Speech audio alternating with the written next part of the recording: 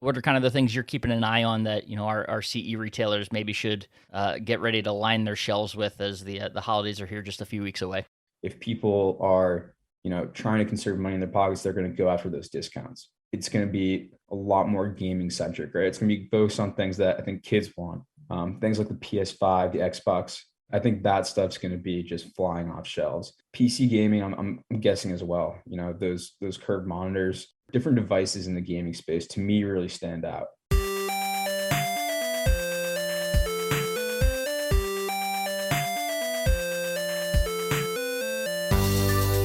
Welcome into the Independent Thinking Podcast. This is your host, Rob Stott. Not often as a podcast host do you get to have a guest on who is with a brand that is where you also used to podcast. And that's what we got on tap for today with Sam Hitt, the senior managing editor over at Dealerscope, a brand that, if you know me, you know I came from that world, came from Dealerscope in the B2B CE retail space, and always a fun opportunity when I get to dive back into that role and that world of CE retail and the trends and everything that is going on over there. And what better way to do it than have an editor on and be able to commiserate and talk about the things that he's following, the trends and things that are going on in the CE retail space, and what he sees being sort of the hot topics this holiday shopping season. And we do more than that, though. Sam is a guy that is a little over a year, almost a year and a half into his time there at Dealerscope. And if you read his articles, you could see he's got a knack for the space, a passion for tech, a passion for the retail side of things. And he's learning a lot as well and staying on top of those trends. And we dive into everything from, whether it's his time at IFA, his first IFA over there in Berlin, and the things he saw come out of that show, to what he's expecting this holiday season, to some e-mobility things and autonomous vehicles and retail trends. The Metaverse came up. I mean, we covered everything in this episode, and something that the shows will definitely have to have him back on as a guest down the line here. But had a lot of fun diving into all of those things and more stuff that I think CE retailers, any retailer out there, can take a note of and learn from in our conversation here with Sam. So let's dive into it. This is Sam Hitt of Dealerscope here on the Independent Thinking Podcast.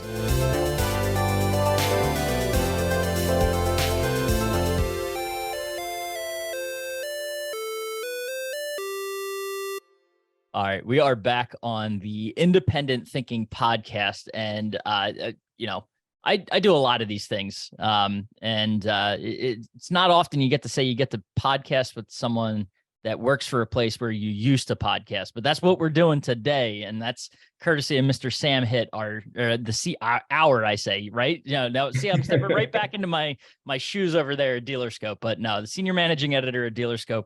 Sam, appreciate you calling in and having a podcast with us here today. Oh, absolutely. Thanks for having me on. Not a problem at all. So first of all, how are you? How are things going, and how's everything going over there at Dealerscope? It's good. It's good. We're very busy right now. I mean, between this fall season, I'm sure, as you remember, Yes. Between IFA in September and then looking forward to CES, we've got a bunch of different shows going on right now. Sorry. No, I was gonna say I don't know what it is. Like, if the whole industry got in a room and was like, we're just gonna make it impossible for trade editors to have a life during September and January, but it feels like that's what they did. Oh, I know. And I feel like they decided all fall too. It was like, let's just throw everything else in there. Get it in while we can. No. Yeah, exactly. I think it's partly the lead up to the holiday season. That's awesome. I think people are getting ready to carry different devices, and they're looking, this is the big retail season, right? Q4 is when people really start spending money. So getting it out there for the consumer, getting the new product launch, getting the news out while they can, and trying to drum up as much hype as possible from all over the industry for sure. So now remind me, you are your role at Dealerscope. You've been there officially because I know you were you an intern and then part-time, or what was, so now you're full-time, and has it been a year? Yeah. It's been almost a year and a half now. So okay. I started my senior spring of college as an intern. Yeah. That was back in 2021. And then I came on full time when I graduated.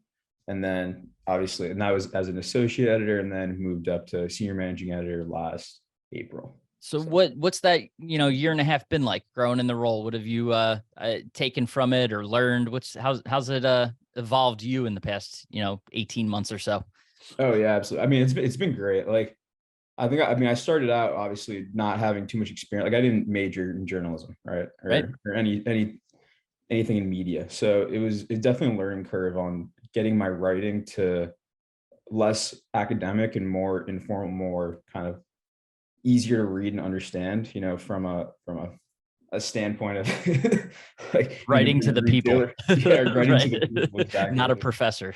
No, not a professor. Also mean just understanding the industry a lot more, right? I mean, when I first got in, I didn't really know much about the industry. So it took about, I think, 6 months to really gain a grasp. And I mean, I've learned so much about, I mean, the tech industry is, I always tell people this, it's amazing because it touches pretty much like if you're interested in any theme that you could possibly be interested in, technology is gonna touch it in some way, shape, Mhm. or form. Right. So it's just a great opportunity to cover, a variety of different topics through a tech lens. And there's so much cutting edge stuff going on right now.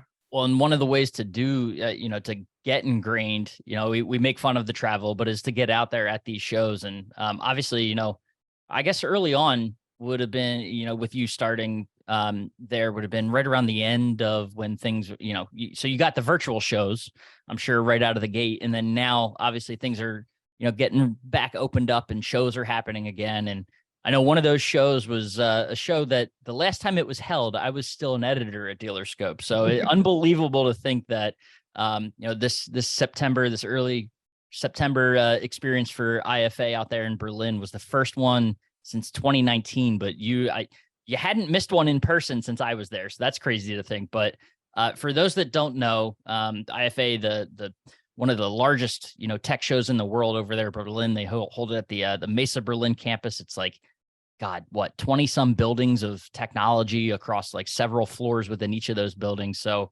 a lot of product, a lot of people, and a lot of walking over the 5 or 6 days that you're there.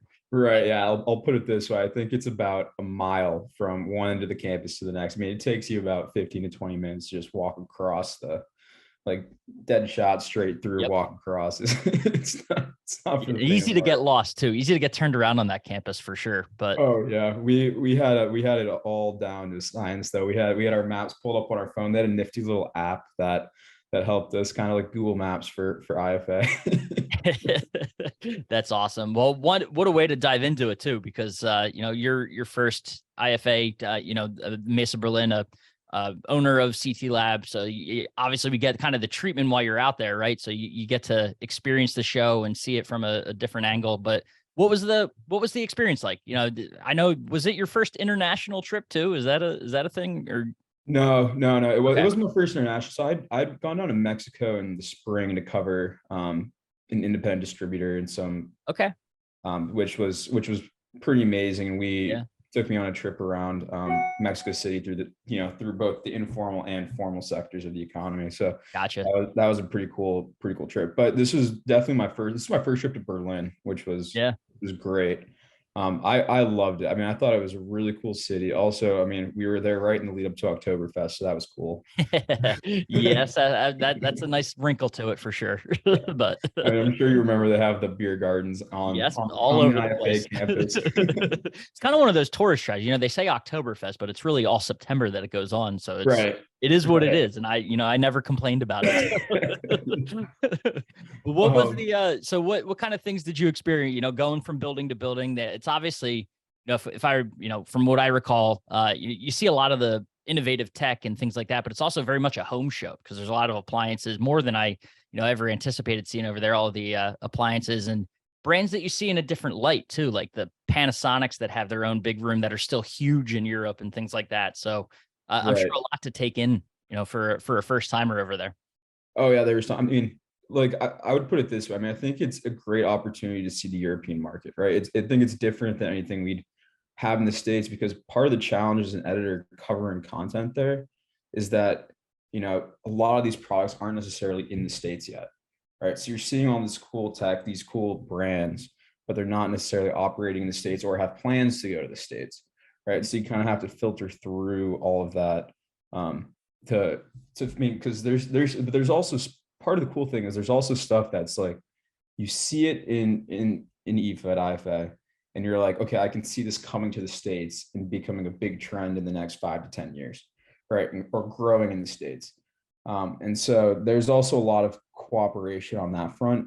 So, I mean, some of the coolest things I saw came out of the e-mobility sector, right? I mean, Europe is I would say way ahead of the United States when it comes to e-mobility, right? With e-bikes. I mean, it's if you look at like I went to Amsterdam afterwards to visit a friend, and they've got these bike racks, right? It's like a full parking garage for bikes, and the e-bikes are a massive part of that, right? People just bike, like that's the, instead of a car, that's the mode of transportation. So I mean, there's just a lot of development going on in that sector that I think is going to come to the United States very soon. So I think it was kind of a preview in that sense. I mean, obviously, then there's a lot of other, cool kind of sustainability based products that I think Europe's really big into. So that was cool to see as well. Yeah, and it's also a show too. I mean, the trends are, something that, like you said, they're probably a little bit further out over here than they are in terms of what they're seeing in Europe. You're also getting to see kind of everything from a brand. So you think about some of the booths that you might see at a big show this side of the pond, over the, they're still massive booths and they bring a lot of product and things, but over there, a Sony or an LG or a Samsung, they get an entire building and show everything that they're doing across the entire company. So you kind of, it's overwhelming in a sense, but it's neat to see sort of the breadth of what those companies really do. Right. I mean, and also yeah, I mean, that I couldn't have said it better. Yeah. I mean, like Samsung, for instance, had a massive building on the southern part of the campus, right? Cube, right? Is that they still do it in the Cube building or something like Yeah, that? yeah, Right? and When you yes, come off of the exactly. train? Yeah. And you gotta take this little hallway that's maybe less than, a quarter mile is an exaggeration, but it feels like a quarter Yeah. mile long from the next building to the Samsung building. And then you get in there and it's just all, I mean, it's just like 2 floors of just product and all their latest stuff. And then you go up and that's where the executives are, and when you got to do the interviews, and it's just it's huge. I Yeah. mean, it is huge. Yeah. But I mean, yeah, there's tons of cool stuff. I mean, I think part of what makes IFA cool is like, there's all these booths have other stuff in them that you're like, all right, they may not be selling this, but this is a great concept. Like, I mean, there was a Formula One car in the Snapdragon booth outside of Building 6, which was great. I mean, the Ferrari, right? So it's the classic red Formula One Ferrari. I mean, as well as you're also hearing from all of these people too, right? So Samsung did a keynote where they were a part of Qualcomm's keynote, as well as you're hearing from all these different developments, as well as getting a good overlook at the trends, which I think was a really big issue for this year's IFA, right? Because with all that we're going through in the economy, right, between inflation and all these other things, I think it was pertinent to kind of give a State of the Union address, as Sure. you'd say.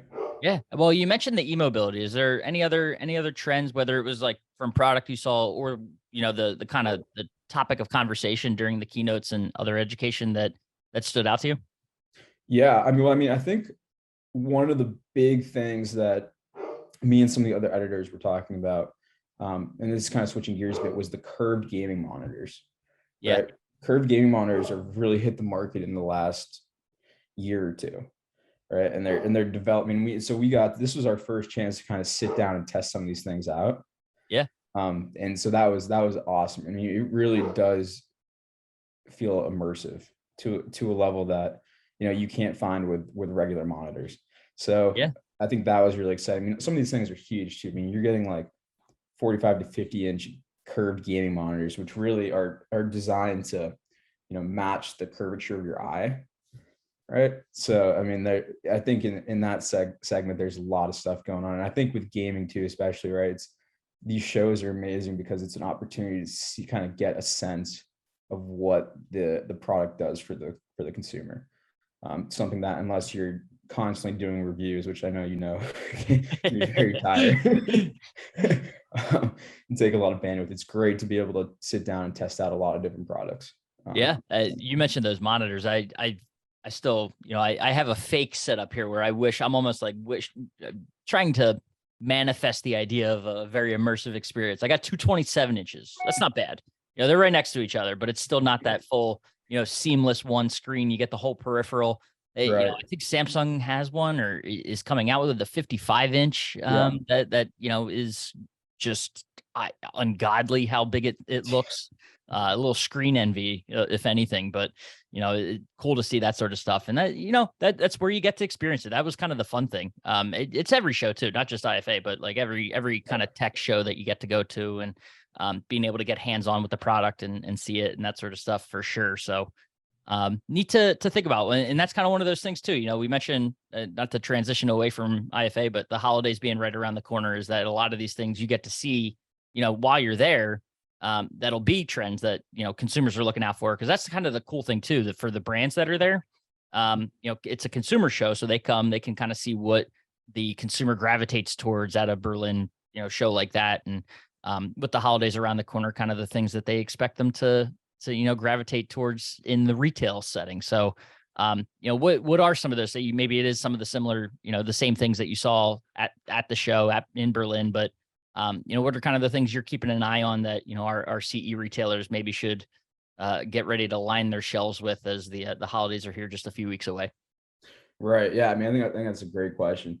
I mean, first off, I'm going to answer this in a little bit of a roundabout way, right? Just because I think that this year is going to be so different, right? So pretty much everyone that I've talked to so far, from a lot of different organizations, are really pinning on the fact that CE this year is kind of being hit in a way by inflation and different, over inventory issues that haven't been seen in the past necessarily. So that's going to change the way I think people handle their holiday shopping.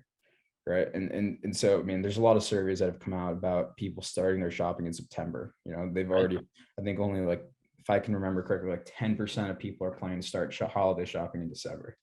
Right. And Black Friday nowadays is not a day. It's a full month and a half, right? Yep. So I think that changes the scope of what deals are going to look like for consumers.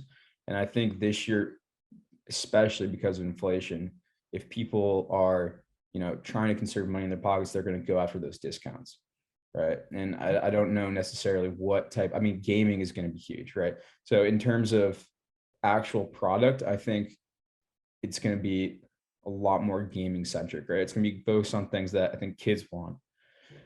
Things like the PS5, the Xbox, that were super hard to get last year, nearly impossible to get, right? That there's more stocking of this year. And I think that stuff's going to be just flying off shelves. PC gaming, I'm guessing as well, those curved monitors, just kind of different devices in the gaming space to me really stand out. I don't know what you think on it. I mean, you got your finger just as much on the pulse as I do.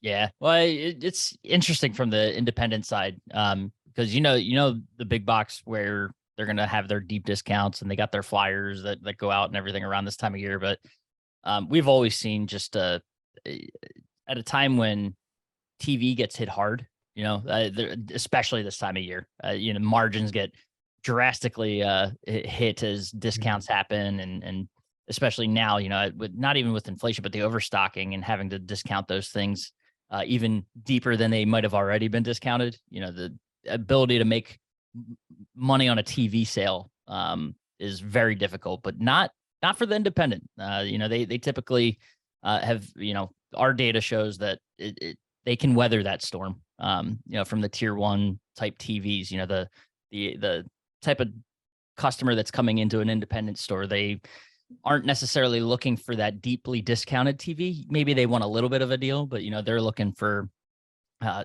more so the technology, and they care about the product and want to have a a true retail experience, I'd say, if you will, or sort of more of the they're looking for that better product, and not just the $200 65-inch that they might be able to swipe before the next person. So the independents, I think, not that they're sheltered from the challenges that the economy and inflation are creating, but they do it better than the rest of the industry for sure. So I think that that'll always be an area where, you know, they do well and perform well, and, um, you know, Right. perhaps get, experience a little bit of a better situation than the rest of the retail industry. But at least from what we're seeing, they do it well. Yeah, no, absolutely. I mean, I think it's all about the market segment you're Yeah. targeting, right? I mean, you're like Just you said, it's different customer, you know? different customer, Yeah. different outlook, right? And I mean, independent retailers know their niche in the market, right? They're not trying to compete with these huge discounts, these Right. Amazon type slashes in price. Um, so I mean, I think it's just going to change the dynamic of what people are looking for, right? I mean, it's just if people are looking for that lower quality product, right? Yeah. They're gonna go and grab maybe a year old TV from Amazon that's half off because they're trying to, I've never heard a better example than I think it was on one of these podcasts too. Our VP of CE, Mr. Lee McDonald, talking about how, if you want to, just the way to think about how the type of shopper is very different from, someone coming into an independent store versus, the local big box. You're not an independent isn't looking for someone that, they happen to be buying their milk and eggs right next to their TVs. Like that's, you're just walking by in that type of setting. And, if something catches your eye, it catches your eye. When you're in an independent store, that person's there to shop, and it's not just for the TV, or it's not because they happen to be walking by it while they're, on the way to get some meat, deli meat and cheese. They're there to accomplish something, to upgrade the experience in their home, to, um, you know, not just buy a TV, but all the things that go with it to create that immersive home theater, um, you know, uh, entertainment experience. So it's just you got to treat them differently, obviously, and obviously you're set up. If they're in your store, you're set up to, maybe accomplish something that it includes a sale that is more than just that $200 TV. So they're not gonna. They have a little bit of a, wider open budget if they're in there with you, as opposed to what you might see down the street at that other retailer. Yeah, no, absolutely. I mean, I think that's a good point. I mean, well said, by the way. You know, it's a different dynamic, right? I mean, it's that simple. Mhm. It's different. I mean, if you're going to an independent retailer, you're likely trying to get like you said, the experience, right? It's the mom and pop experience. It's getting run through the different type of products, the different options, knowing that, people aren't just after your money. It's more about the experience itself. Right. And I think that's an important difference, especially when you're looking at, right, like the type of products that are being carried. I mean, I know, for example, at Nationwide, right, when we were at prime time in August, the types of products that are down there are, there's some very high quality luxury stuff down there. That's not just going to be bought on a whim, right? Right. Yeah. It's something that needs to be explained, needs to be run through, and there needs to be a quality decision making process behind it, especially in the appliance sector. Yeah. And so I think the appliance sector more than anything, right? More than TVs even, right? Because you go into a store, you see an 8K TV, you're like, all right, this is amazing. Sells itself. Yeah, right. It sells itself. The UST, the ultra short throw projectors Right. sell themselves, stuff like that. But the appliances, I think, are really where independent retailers, are gonna jump. Yeah. And So it's, I mean, just to, again, to not to hammer home the type of customer, but the role of the retailer too, and that is, important as well, because someone that is looking for that product, whether it is the appliance, it is the TV, the surround sound system, the, the audiophile level speakers, things like that. Like they don't, they're coming to you for info. They're coming to you. They might know, they've done research. They know the product. They have an idea. Maybe they know exactly what they want, but they just need a little bit of, pushing or massaging from the retail sales associate. They're not going to get that, at the same spot where they're buying their socks and underwear. Like that's just not, that person doesn't have the same level of knowledge as your sales associates. So it's just, they expect, maybe, it puts a little extra pressure on you too, because they're coming to you for that knowledge and for that expertise. And, you have to, meet them where they want you to be, so that their expectations are met before they decide that, yeah, this is where I'm going to spend my hard-earned dollars. Right.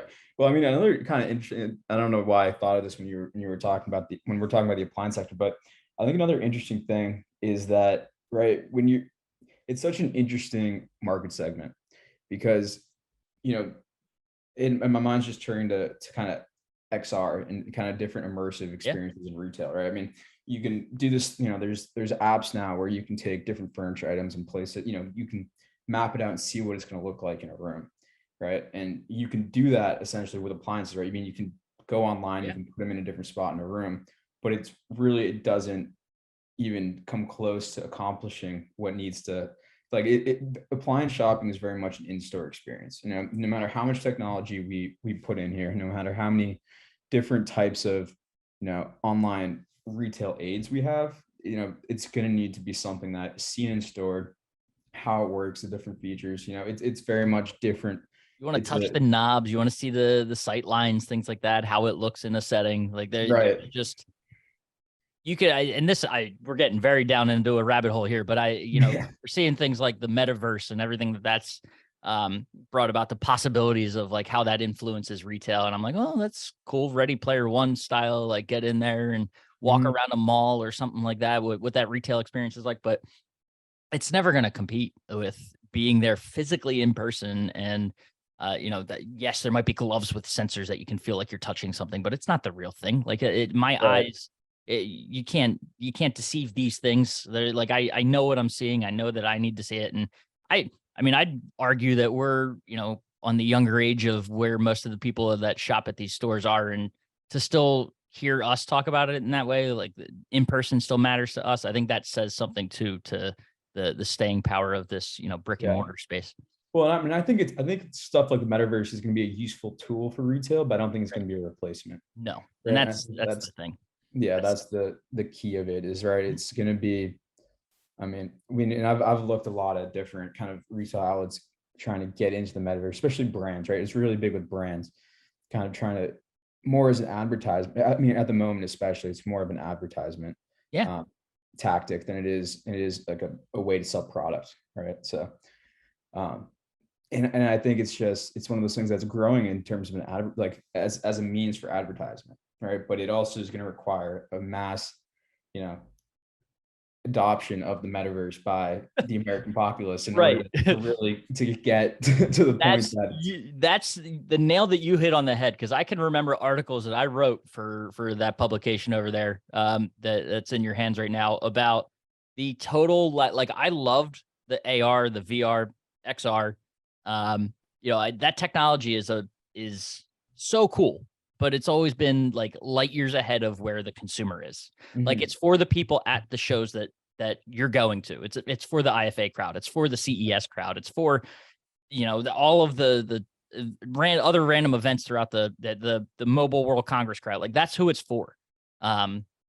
There's not been this major mass adoption of that technology to the point where it's the new iPhone that you need to have it. Like it's just especially this now, the Quest Pro that launches, and Right. it's got the 1,500 like they're pricing the normal consumer out of that sort of stuff, and it's making it hard to understand not the viability, because I think it'll always be there, especially in the gaming world. That sort of stuff has all kinds of application in that space, but to the normal consumer, why do I need virtual reality? That's the thing that hasn't been able to be explained yet.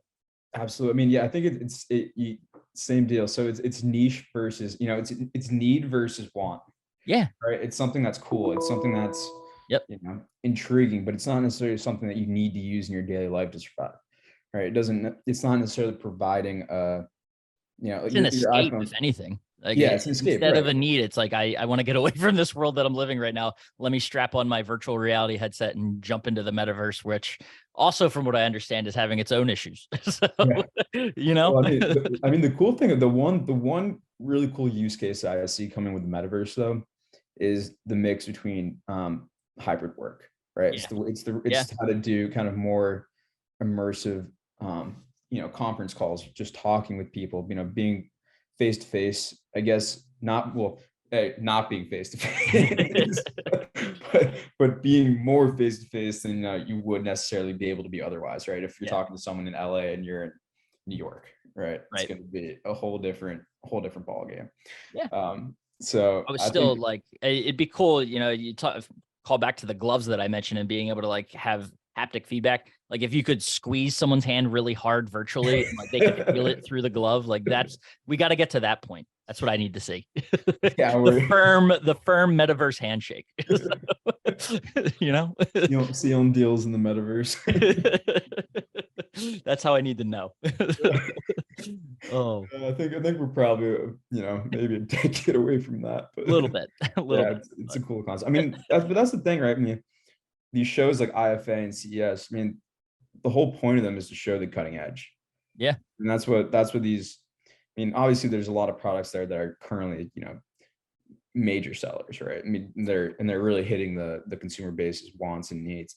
However, there's also a lot of stuff there that companies bring just to be like, they're going to show this is kind of the future, this is the technology we can accomplish, right? And that's part of the mystique of these events and yep. what makes them cool, especially to us as Yeah, absolutely. The concepts, right? You see it.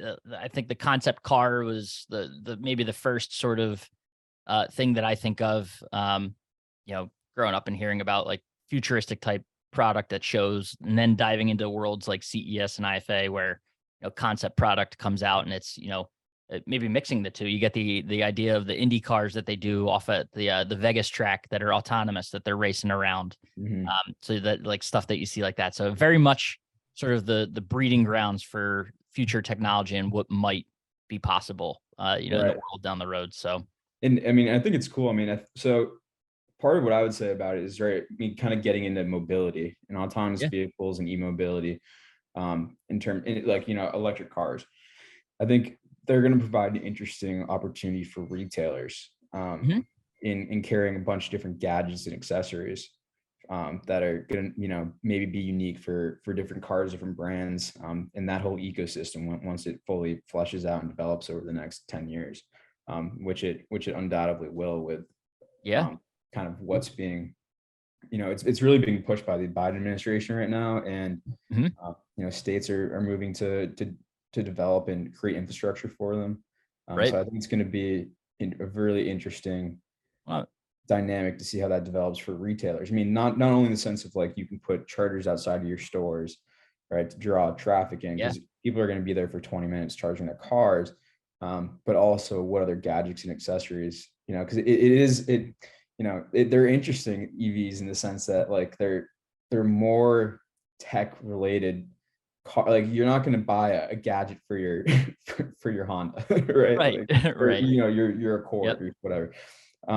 But for your Tesla, like maybe there's something you want to soup it up with, and it's more, It's I things think, that we tech can't even think oriented. of right now. Right, exactly, That's exactly. what's cool about it. Like I see where I know exactly where you're heading, and it's like there's a world of tech accessories and gadgets that haven't yet even been thought of because like that it's it's just it's a market that it's in its infancy. So like Right. I mean I wouldn't even say in its infancy because it hasn't even really been born yet.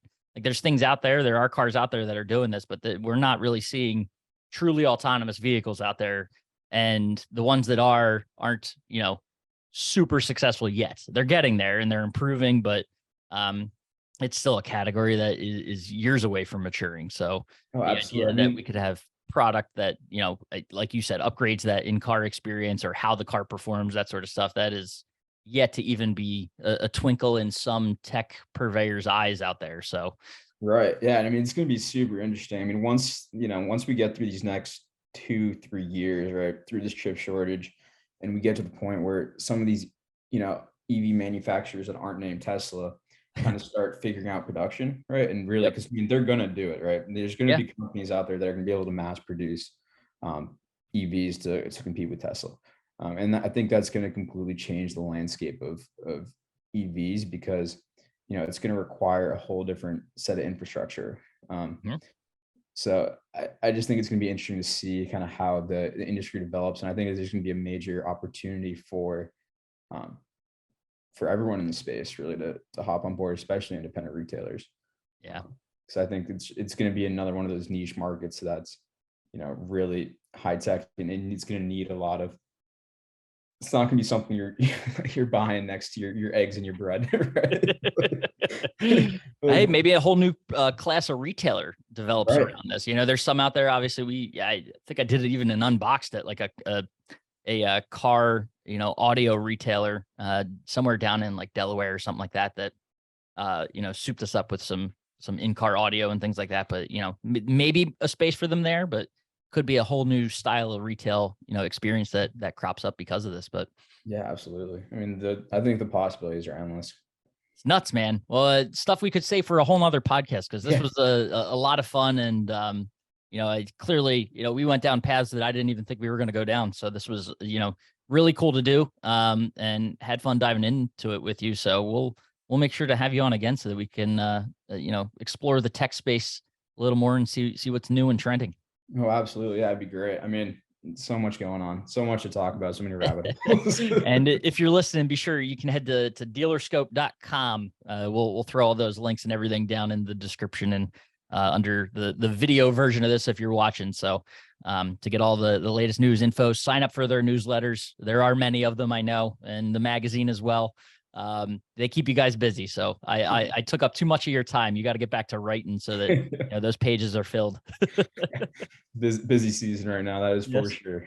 It is awesome. Well, Sam, appreciate it. And we'll catch up again soon. Thank you.